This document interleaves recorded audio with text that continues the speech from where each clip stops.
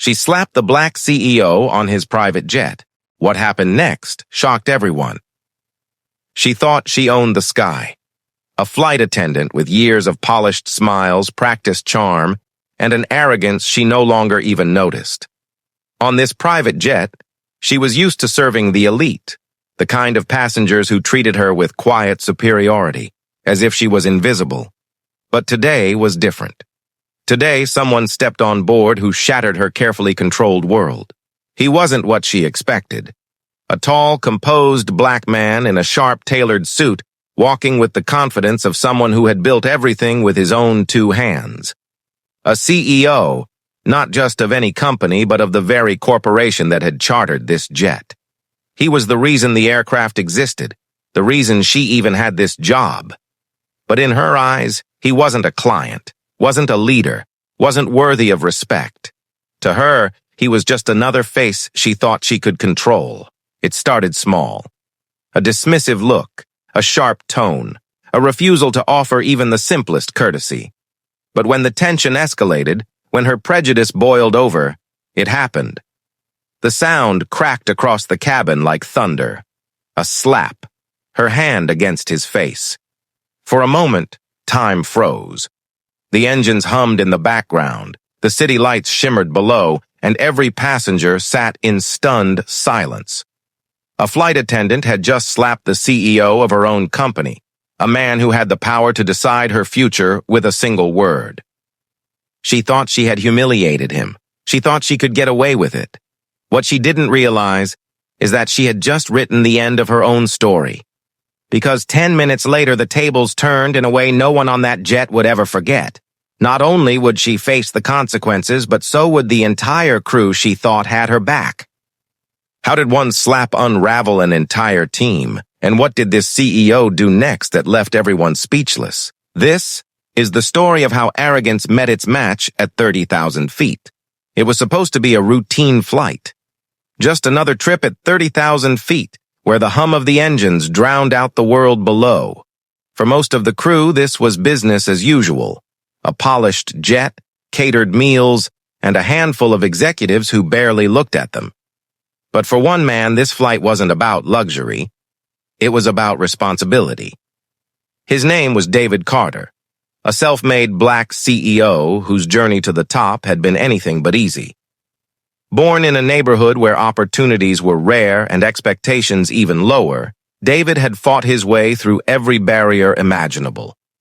Late nights, studying under dim streetlights, endless rejections from firms that never believed in him, and a system that seemed designed to keep him out. But through grit and brilliance, he had built a company that not only thrived but was respected globally. Today, he wasn't flying for pleasure. He was flying because a deal awaited him. One that could bring jobs to hundreds of people back home. One that could expand his company's reach in ways that would change entire communities. For him, this flight symbolized progress. For him, stepping onto that jet meant more than comfort, it meant legacy. But legacy wasn't on everyone's mind. Among the cabin crew was Angela, the lead flight attendant. To the outside world, she looked perfect. Crisp uniform, hair pulled back neatly, a smile that seemed rehearsed in the mirror. She had spent years serving wealthy travelers, learning to anticipate their needs before they spoke, mastering the art of appearing professional while quietly resenting the very people she served. To her, this job wasn't just about safety or service. It was about proximity to power. She had learned how to flatter some, ignore others, and keep her place in the invisible hierarchy that played out behind the curtain of first class. And in her mind, hierarchy was everything. When David stepped onto the jet, her eyes narrowed. She had served politicians, CEOs, celebrities, almost all white, almost all dripping with the entitlement she expected. But David was different. He carried himself with dignity, not arrogance, confidence, not entitlement. To Angela, that was unacceptable. She couldn't see beyond the color of his skin. She couldn't reconcile the fact that the man she was supposed to serve, the man who owned the very deal keeping this jet in the air, was black. The tension began in subtle ways. She offered champagne to others but handed him water without asking. When he requested a blanket, she delayed, pretending to forget. Every gesture, every glance was laced with quiet disrespect. Other passengers noticed, shifting uncomfortably in their seats. But no one spoke up. No one challenged her. David, on the other hand, stayed calm. He had seen this before, in boardrooms, in hotels, in restaurants, where his title meant nothing to people who only saw his skin. He had mastered the art of patience, of not letting their ignorance rob him of his focus. But inside, he couldn't ignore the sting, not for himself, but for what it represented, because this wasn't just about him. It was about every young black man or woman who had been told they didn't belong. Every person who had been judged before they opened their mouth. Every invisible barrier he had spent his life breaking. As the plane reached cruising altitude, the atmosphere grew heavier. Angela's attitude became bolder. She cut him off mid-sentence, rolled her eyes when he asked a question, and whispered with another crew member as though he couldn't hear. Her professionalism was crumbling, replaced by something uglier, more dangerous. And then came the moment no one could believe. What began as a quiet exchange over a simple request escalated into open disrespect. Her voice grew sharper, her gestures more aggressive, until the line between service and hostility disappeared altogether. And in the middle of that luxury cabin, surrounded by stunned passengers, she did the unthinkable. But what Angela didn't know was that her arrogance had just set the stage for her downfall. Because David Carter wasn't just another passenger, he was the CEO of the very company she worked for. And in less than 10 minutes, her world, and the world of everyone who thought they could side with her, was about to collapse. At 30,000 feet, time seemed suspended.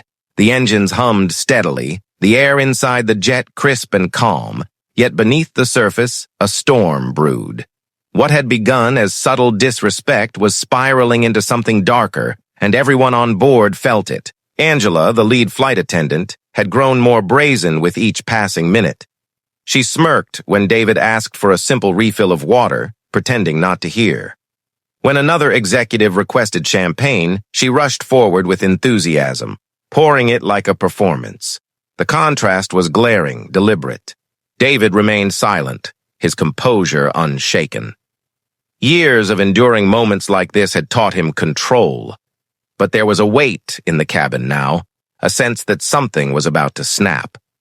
Other passengers shifted uncomfortably, watching her behavior but unwilling to intervene. No one dared to speak for fear of jeopardizing their position or standing in front of the powerful CEO. Angela, however, seemed emboldened by the silence. Each act of defiance fed the next. She brushed past David with unnecessary force. She spoke over him as if his words were meaningless, and then, in front of everyone, she mocked his request for a meal upgrade, a request granted freely to others without question. "You people always want more, don't you?" she muttered under her breath, just loud enough for him to hear. The words hung in the air like poison. Some passengers gasped softly. Others pretended not to notice, but David heard every syllable. His jaw tightened, though his expression remained calm. He could feel the eyes on him, the silent test of how he would respond. Instead of anger, he chose dignity. He placed his napkin gently on the tray and looked her directly in the eye. His voice was calm, steady, but firm. "Respect is not optional," he said quietly. It was a simple statement, but it pierced through the cabin. For the first time, Angela faltered. Her eyes flickered with a flash of uncertainty. Yet instead of retreating, she doubled down, her pride unwilling to let go. She leaned closer, her voice dripping with arrogance. "You think you're special because you wear a suit? Because you bought a seat on this jet? Let me remind you, I run this cabin." The words were sharp, but David remained composed, his silence louder than her outburst. And that silence, that refusal to bow to her misplaced authority, was the very thing that drove her over the edge. Passengers watched in disbelief as Angela's professionalism crumbled. Her gestures became erratic, her tone openly hostile, and then, in one shocking moment, She crossed the line no one thought she would dare to cross. She slapped him. The sound echoed through the cabin like a gunshot. Gasps erupted. Glasses trembled on the trays. The room froze. David didn't move. His face turned slightly from the impact, but his eyes stayed locked on hers. He didn't raise his voice. He didn't retaliate. He simply sat there, radiating a calm so powerful it unsettled everyone more than anger ever could. Angela, breathing heavily, seemed to realize the magnitude of what she'd done. But pride still kept her from backing down. She stood tall, trying to mask her fear with defiance. "You'll stay in your place," she hissed. But what she didn't know, what no one in that cabin fully realized, was that David Carter was not just a passenger. He was the CEO, the owner, the man whose decisions determined the future of every employee in that company, including Angela. The slap wasn't just an insult. It was a declaration of war, one she had already lost. Whispers filled the cabin. Executives exchanged nervous glances. Some reached for their phones, others lowered their heads, terrified of what would happen next. David slowly stood, his presence commanding the room without effort. He didn't need to shout. He didn't need to strike back. His very calmness was a thunderclap. In that moment, the balance of power shifted entirely. Angela had revealed her true self, but David hadn't even begun to reveal his. The cabin, once a stage for her arrogance, was now a courtroom, and the verdict was already written. Because in less than 10 minutes, Angela would not only lose her job, she would watch an entire team pay the price for standing silently by. For a long moment after the slap, silence swallowed the cabin. The sound still lingered in the air, echoing louder in the passengers' minds than the jet engines roaring outside. No one moved. No one dared breathe too loudly. Angela stood frozen, her chest heaving with shallow breaths. She had expected anger, maybe a shout, maybe even a scene that she could twist against him. But what she saw instead unsettled her far more. David Carter, motionless, steady, and unshaken. His calmness was not weakness. It was power.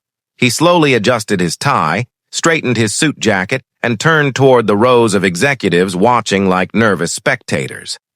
His voice, when it finally came, was smooth, controlled, yet piercing through the tense air like a blade.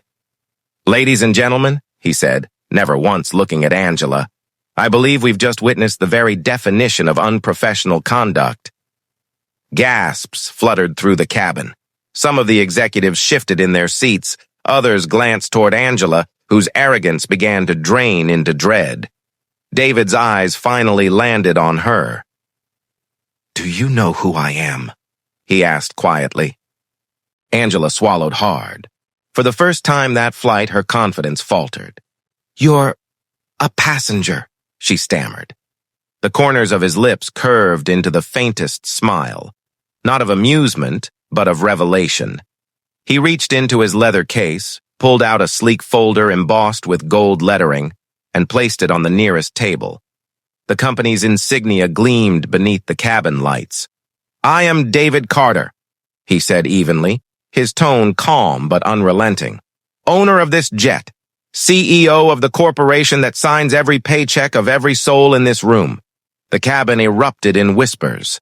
Executives stiffened in their seats, their faces paling as the reality sank in.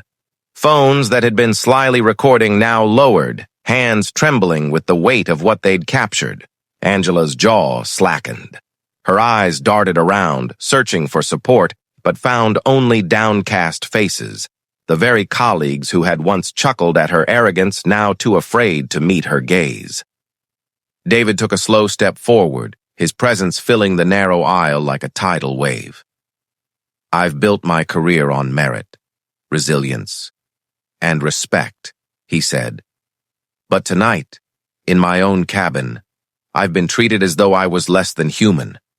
Not just by you," his eyes swept the room, "but by those who sat silently and allowed it."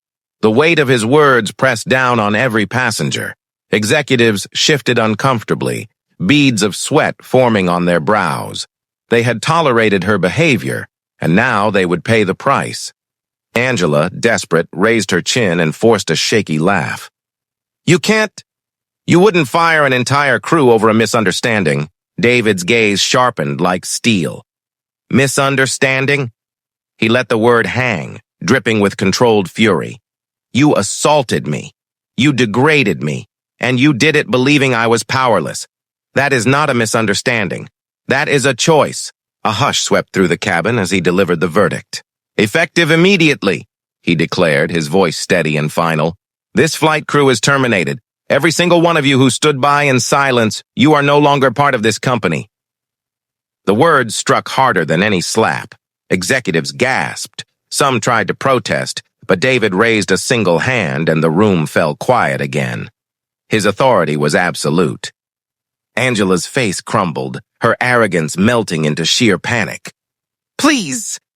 I didn't mean… David cut her off, his tone cold but resolute. Dignity is not negotiable. Respect is not conditional. And leadership demands accountability. With that, he pressed a button on his seat console. Within seconds, the captain's voice came over the intercom, responding directly to the CEO's private command.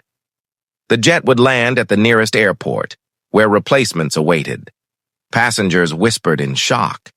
Some looked at David with newfound respect, others with shame for their silence.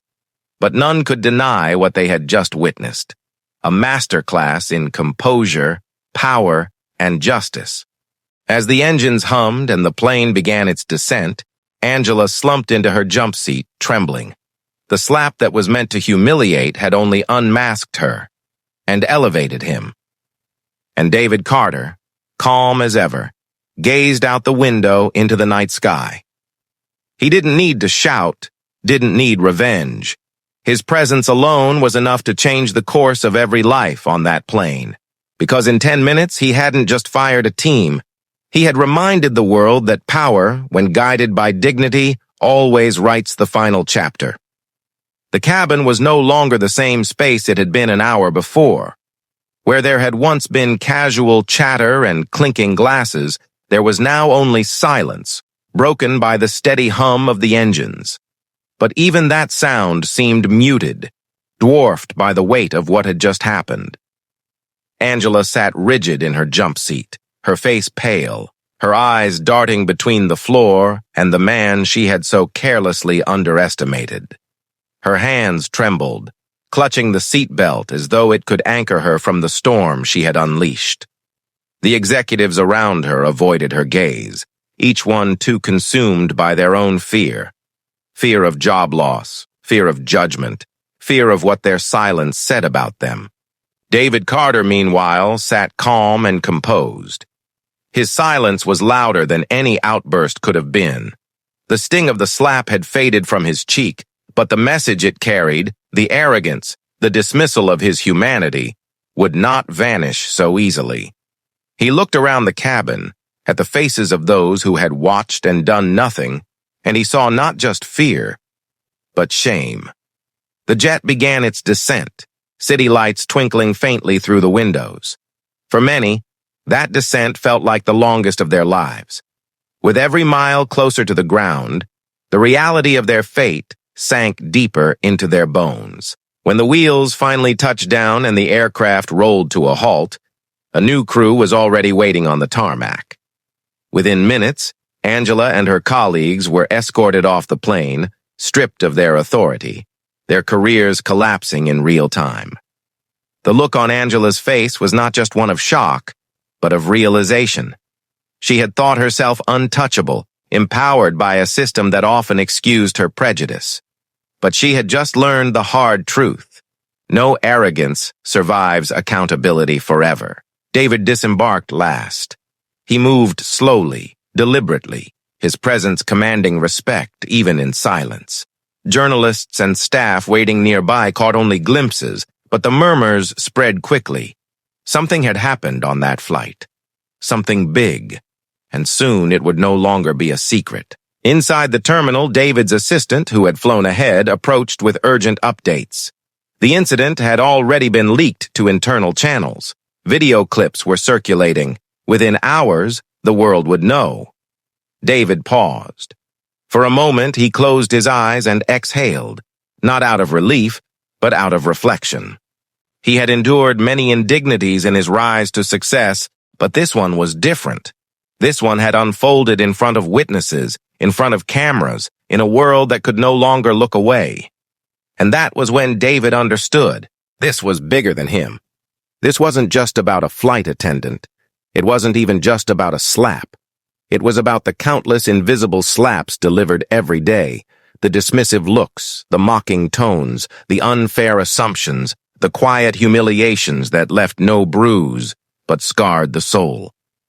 What had happened to him was a mirror held up to society, reflecting the prejudice that too many still pretended didn't exist.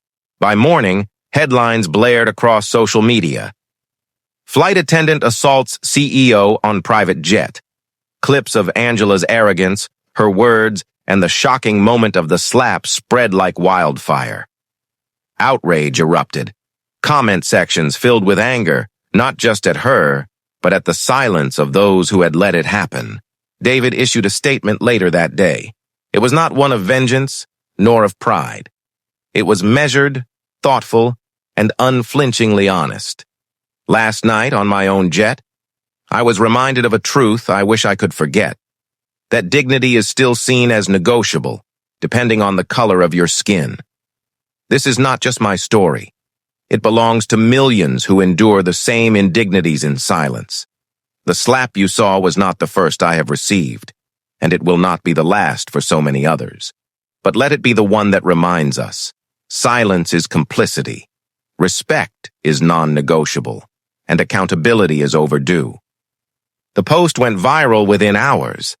Not because he was a CEO, not because he had power, but because he had given voice to something too many had lived and too few had said aloud. Angela vanished from the public eye, her career over, her name forever tied to her actions. The executives who had remained silent faced their own consequences, dismissed for their complicity. The company itself was shaken to its core, forced to confront not just one incident, but the culture that had allowed it. But David became more than a CEO that day. To many, he became a symbol, not of wealth, not of status, but of dignity and quiet strength in the face of humiliation. Weeks later, he stood at a conference podium, addressing a crowd far larger than the one in his jet cabin. Cameras flashed, microphones recorded, and the world listened as he delivered a message forged in fire. "We cannot control the ignorance of others," he said, his voice steady, "but we can control how we respond. We can choose silence or we can choose dignity. We can endure quietly or we can demand respect. Last month I chose silence until it was too late. I will not make that mistake again, and neither should you." The crowd erupted in applause, but for David, it wasn't about applause. It was about planting a seed, a reminder that every act of injustice, no matter how small, demands an answer. Because in the end, the slap on that jet was not just one man's humiliation.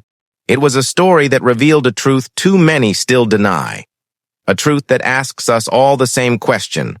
How many more slaps will it take before the world finally listens?